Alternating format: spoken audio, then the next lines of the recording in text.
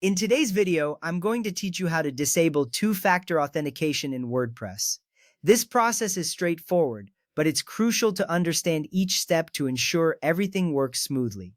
Let's begin by logging into your WordPress dashboard. This is your website's control center. You'll need your username and password to gain access. Remember, keeping these credentials secure is vital.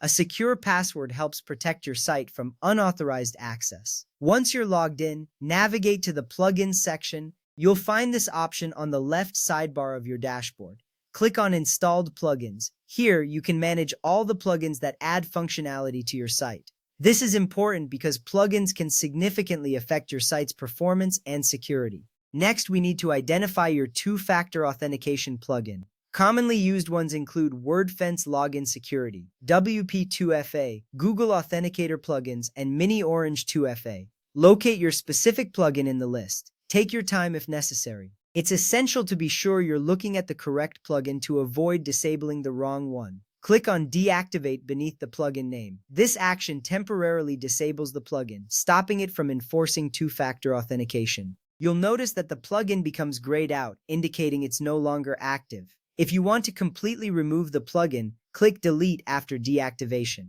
Doing this will remove all files associated with the plugin from your site. This step is optional but can free up space and prevent any future accidental reactivation. Now, if two-factor authentication is still enforced, we need to dive a bit deeper.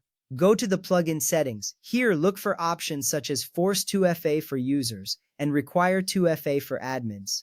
Disable these settings. This ensures that no users or admins are required to use two-factor authentication going forward.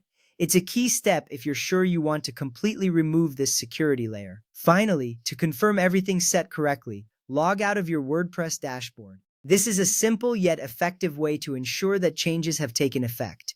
Log back in using just your username and password. If the two-factor authentication prompt doesn't appear, you've successfully disabled it. And there you have it. You've learned how to disable two-factor authentication on your WordPress site. Remember, while this may simplify access, it also reduces your site's security. Consider re-enabling it or exploring other security measures to keep your site safe. Thank you for watching. If you found this tutorial helpful, be sure to subscribe for more WordPress tips and tricks.